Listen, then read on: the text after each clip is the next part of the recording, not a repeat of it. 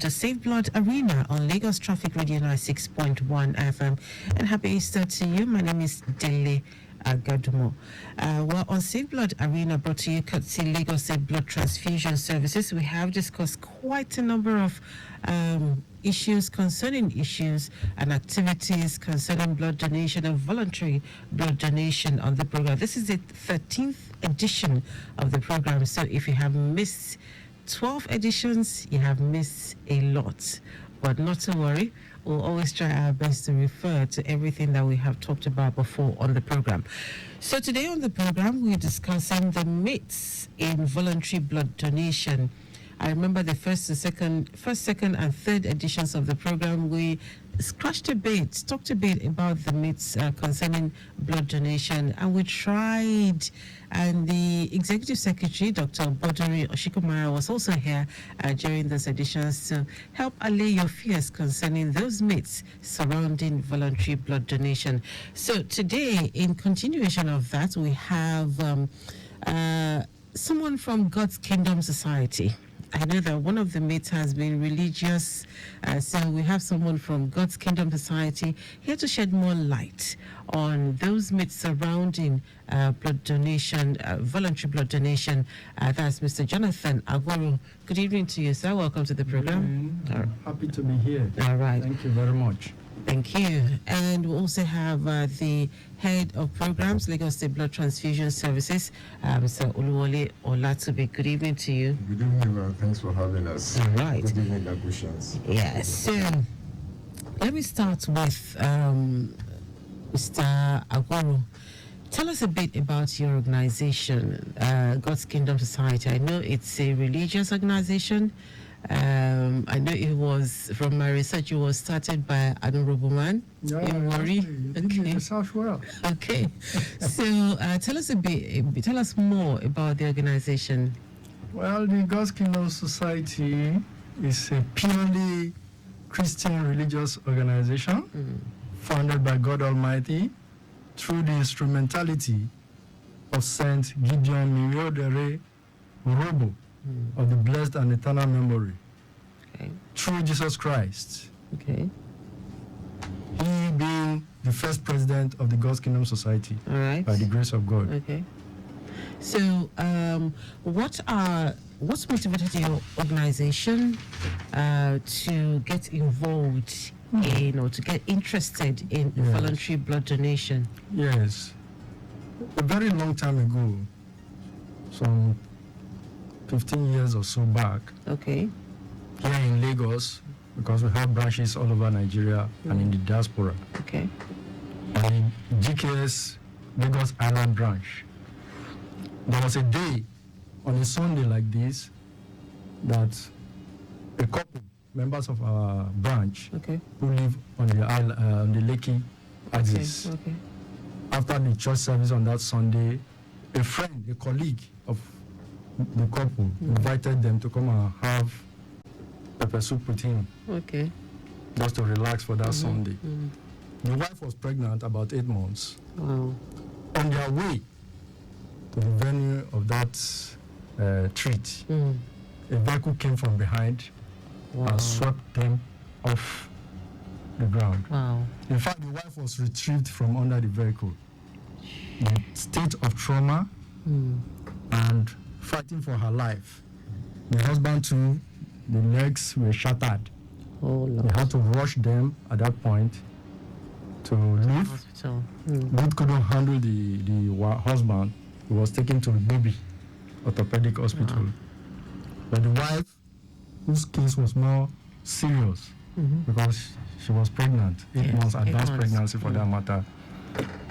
They battled to try to save her. She was losing blood. And then eventually a decision was made to transfuse emergency blood. Because there was no person who could donate immediately.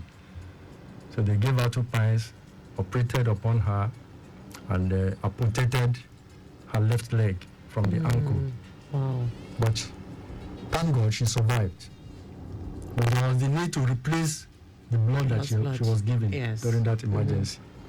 So an announcement was made on the at the service on the island, GKS Lagos Island branch, that members are required to go donate blood. 2 pints of blood for her. But surprisingly, nobody responded. But as God will have it, myself and my elder brother, who have been regular voluntary blood donors since around 1996, when we saw the situation, we said, no problem. Because we knew that at that time, the awareness about blood donation was still very low. Yes. And many people were afraid of going out there to donate blood for people. So we went to the youth. We made our intentions known. We went to the blood bank, and then we donated a pint each for her. That was what saved the situation. Today, we are happy to announce that she has 2 children, and she's in the UK. The other one is in the US. Wow. So that was what started it.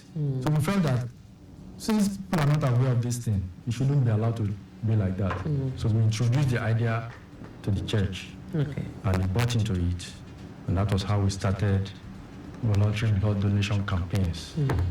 So in your opinion, what would you say are some of those myths that you have encountered before that incident that prompted, you said just now that nobody was willing to come forward to donate blood. So what were some of those reasons? Maybe you asked around, why did people say they didn't want to go ahead to donate blood? What are some of the myths? Well, to be fair, I wouldn't say that people refuse or had any reasons. Okay. But what I know for certain is that many people were ignorant about blood donation at that point, because those were early days yet of blood donation drives.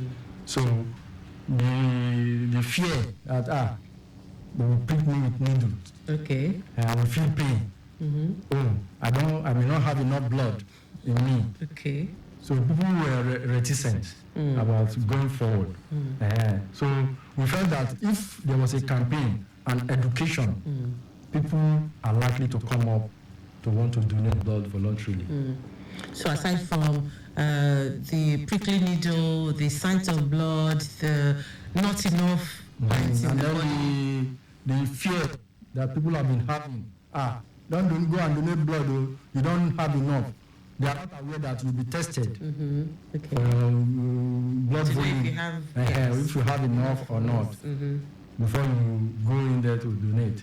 And other tests that will be done on you. It's not just that they will just grab you and then put the needle into you. Those were the myths people had, that they will just remove all my blood and I'll be left with nothing. I'll be the one suffering. Then I'll be the one needing blood at the end of the day. So what did you tell them? Those people, those things you heard from them, what did you tell them to convince them that, look, it's not about all of this? Yes, we have to invite people from the blood transfusion services, the Lagos State Blood Transfusion Service, to come and then address them. They are the experts. Address them. Then after the address, let them ask questions that bother them. And when it was first done, the people responded. They asked questions, and some of those questions allayed their fears. And thereafter, people started donating. Now, as a member of that church, before that incident, you had been a donor. Two things now. One, what prompted you to begin to voluntarily donate blood as far back as that time when you had minimal information out there? That's one. Then secondly, what do you think is responsible for the propaganda or perpetration of that myth about not donating blood? Well, first of all, for me as a person, I had the experience. I was in Abuja. I was working as a civil servant in Abuja. I took ill. And after a series of tests, there was nothing found. I was still ill. Had to come back to Lagos around 1991. I got to Ruth. Series of tests were done, and they still didn't detect what was wrong with me.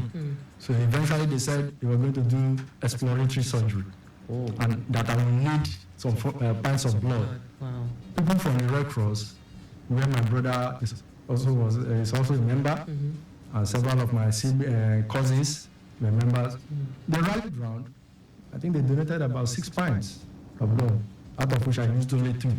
Okay. It was after I came out, I said, I too will be Donate. part of blood donation. And in fact, before the blood transfusion services was set up, there had been literal advert posters out there urging people to come and donate. And I went voluntarily after my discharge, after recovery fully. I went to donate before the program was really set up, and I became a regular donor, where I even helped to design the card that they are using now Okay. to register voluntary blood donations that are done, okay. so that you have a record of what you have donated, Okay. and at any time you can use it to help others. So what would you say some of those myths that people have bantered all around? Yeah. How do you think that this gained ground?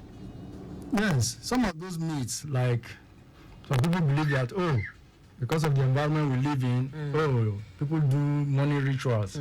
If I donate blood, they'll just go and sell it to Babalawo or that Ifa priest, so that I will now become emancipated over time, and I will die, and somebody else will become rich.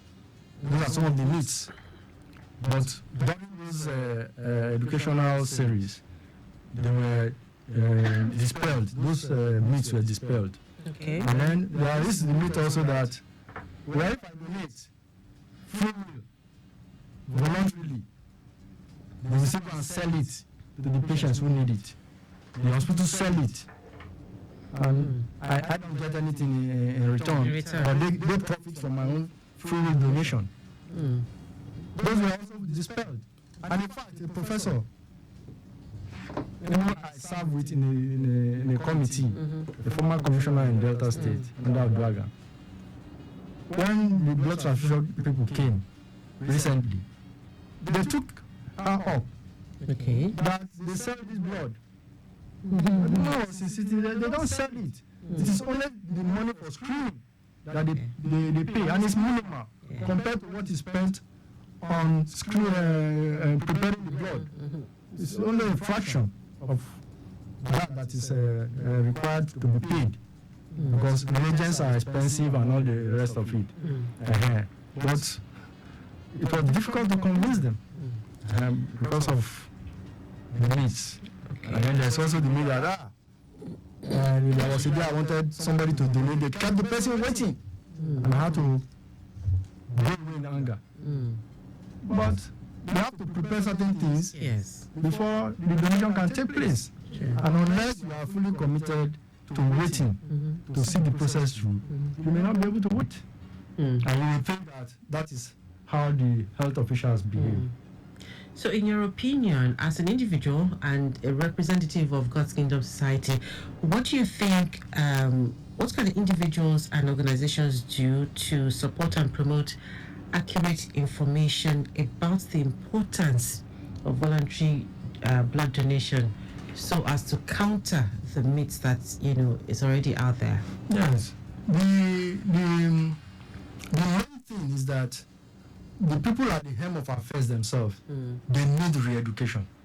Okay. And unless they get that re-education, they might not be able to extend it to the congregants and everyone else that needed to be sensitized. Okay.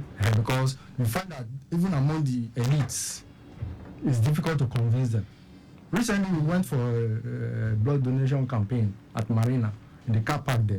People are saying, don't put sticker on my vehicle. It will stay my vehicle. This is very disheartening to see that people don't even appreciate what people are doing for them. Because they believe mostly that, if anything happens to me, I have the money to buy blood. But is buying blood, the blood you are buying, is it safe? That they don't care to know. And it still needs to be replenished. Yes. It still needs to be replenished if this is useful. See, what the blood transfusion service is doing is that all blood that must be transfused in Lagos must be certified fit. In those days, it was not like that. People get transmitted with HIV infected blood, hepatitis infected blood, because there was no certification. But people don't want to realize it. They believe that money can buy everything, which is not true. Because when it happens, there are things money cannot buy. And you need to really get down to it to understand it. So once those people who are at the end, they are understanding enough to know the importance of blood donation, we may never go far. So it is once they realize that this thing is important and we need to get people to key into this thing, that it will really work. Because our people, they have a mindset that is, preset. That no matter what you tell them, it's a no. I won't do it and I won't do it. And there is this religious belief too, that I reject it. It won't happen to me. I reject it. I get to that point. And they perpetrate this in their adherents. That as long as you serve God, bad things won't happen to you, which is not true. Because the Bible that we believe in tells us that we shall through much tribulation enter into the kingdom of God. True. You will have troubles. So you are not immune from the troubles of the world. It's part of the fact that you are serving God. John the Baptist was beheaded. He was the forerunner of Jesus Christ. Who would not to suffer that kind of fate? But he did. So the moment that kind of mentality is removed from people, they will begin to key into some of these things, that you are not immune from what is happening in the world. Thank you very, very much, Mr. Jonathan Agoro, representing God's Kingdom Society. Thank you very, very much for answering all our questions. Well, quickly, a bit of update. Alausa Ikeja axis movement within the length and breadth of the area is still good, appreciable at this time. And movement on Mobility Johnson Avenue from Old Toll Gate onward the Secretariat intersection is also a good one. And the stretch of Dr. Nuruddin Olokbo from Lands towards Otedola underneath the bridge is also good. We're bringing you more updates also before the end of the program. Let me quickly speak with the head programs LSBTS. Okay, now, how does the spread of myths around voluntary blood donation impact the healthcare system and the availability of blood, for patients in need? Okay, thank you very much for that question. So our healthcare, let me just quickly start by saying that our healthcare systems are run in accordance with WHO guidelines and standards. And also that on the list of essential medicines by WHO, blood and blood components is listed on it. And let me go on to say that the definition of essential medicine are medicinal products that are required to satisfy the healthcare needs of majority of the population. And when you are talking about the satisfying the majority of the population, the healthcare needs of the population, we are talking about things like affordability, availability, quality, and you're talking about appropriate dosage form.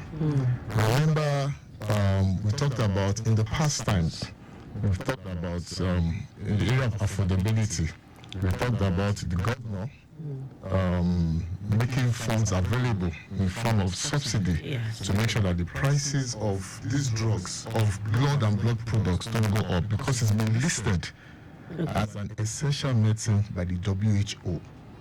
That is on the part of government. So I'm saying this just to let you know that everything we do, we adhere to WHO standards and guidelines. Now the other thing, remember last 2 weeks when we were here, we told you that we trained over 200 doctors on appropriate clinical use of drugs.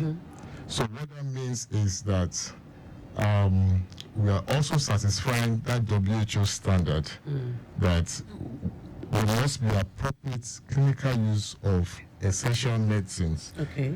Also quality. Remember, before then we brought in Dr. Alori, the head of our monitoring and enforcement team.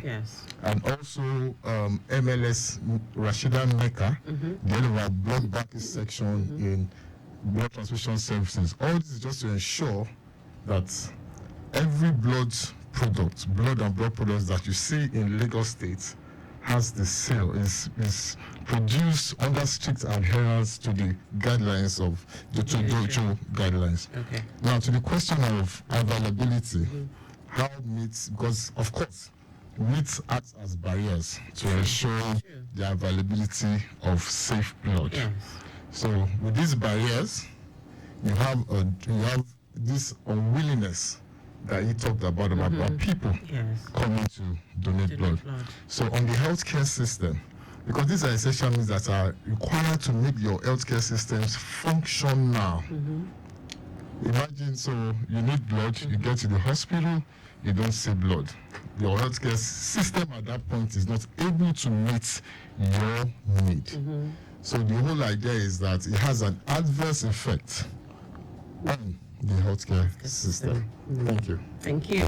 So how important, I know that, that's part of what you just talked about, but for the benefit of those who are probably just tuning in, how important is education and awareness to, in preventing the spread of these myths related to voluntary blood donation? So fantastic. So let me start by saying we live in an information age. So I don't see why people, can't just, evaluate, do some critical thinking. Like he talked about the tribulation. We read the Bible every day, but somehow we tend to skip the tribulation part. You read the one that appeals to you. Just skip it. Yes. You read the one that appeals to you. Even the Bible says you study to get yourself approved. To show yourself approved unto God. Exactly. So, of course, the place of information and education and awareness, it helps to help you do some critical thinking when you are confronted with some of these myths. A little story will suffice here. I remember the Obanji, the Abiku story, where they say this child is not staying, or the mother is sacrificing him, or this one has decided to stay. But today we know there are people living with sickle cell anemia that encounter, that experience severe health complications, resulting in high mortality rates. So I just want to tell people that, for example, why don't you want to know your genetic makeup? Come and know your genotype. Come and know your blood group. Those are part of the advantage, things you enjoy when you come to the hospital to come and donate blood, because those are the things that we check. Those are the information that you get for free that is going to help you, help you in the decisions that you're going to make. Life-making decisions that can make or mar you for life. True. Exactly. So we also have the source evaluation. You get an information, you should be able to know how credible that source is. Exactly. So we also have behavioral change. The information you get, of course, is meant to make you behave. You're meant to inculcate that information and behave in a specific manner.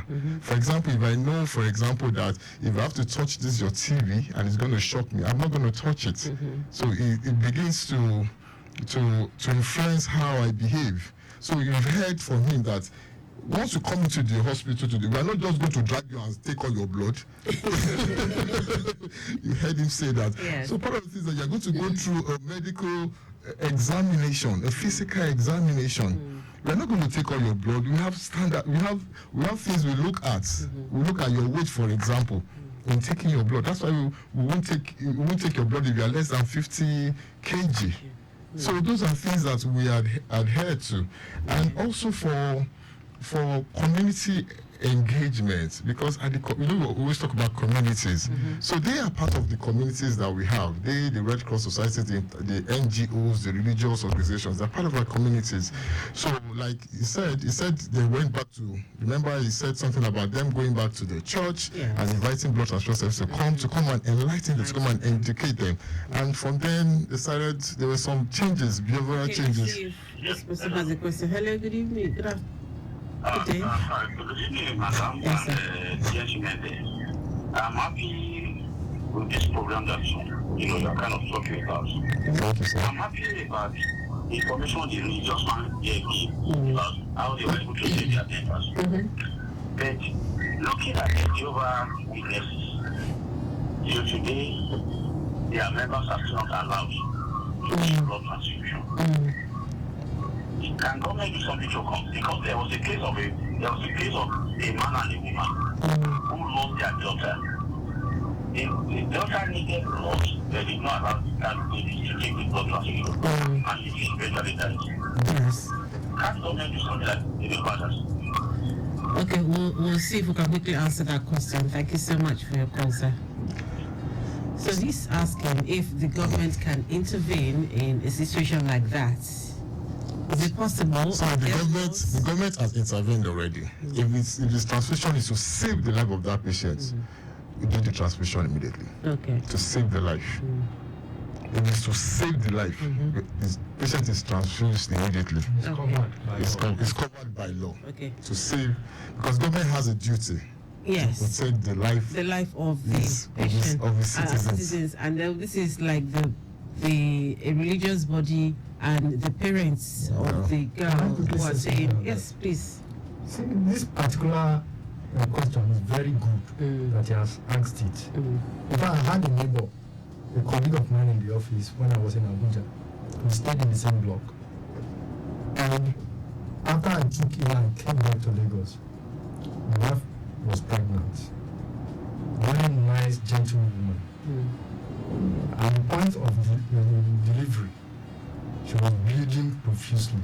And they approached the husband, said, look, you needed to transfuse blood for her to survive. Because he's a member of that sect. Okay. He bluntly refused. And the woman died, although the child survived. Okay. Afterwards, the woman went to court. He took the hospital to court. That they could have saved the life by giving her a substitute for blood. But we all know What's a there's no substitute for blood. It was just a waste, and it pained me to my bone marrows that he lost that woman. And so there's a lot the government can do to prevent such scenarios. Okay, because of time right now, we have less than 1 minute to go. Mr. Latubi, just quickly, I know that there's been successful campaigns by LSBTS, to educate people and to combat this myth, and we've talked about them extensively, so we need not go into that again because of our time. So for people who want to get in touch now, so I'll just reel out the information. On Facebook, it's Lagos Blood Transfusion. On Instagram, it's Lagos State Blood Transfusion. On X, formerly Twitter, is Lagos BTS. And the telephone number to get in touch with the LSBTS is 0806 920 7914. Again, 0806 920 7914. Thanks again to Oluboliola to be the head programs for LSBTS, and also to Mr. Jonathan Agoro from the God's Kingdom Society for being on the program. My pleasure to be here. All right then, and a big thanks goes to Victor Terry, and not forgetting our executive producer, Tayo Akole, and also everyone at Lagos State Blood Transfusion Services. Thank you very, very much for your contributions. Yes, and Executive Secretary also, thank you so much. My name is Dele Agadumo. Next week, Monday, the program continues. God bless.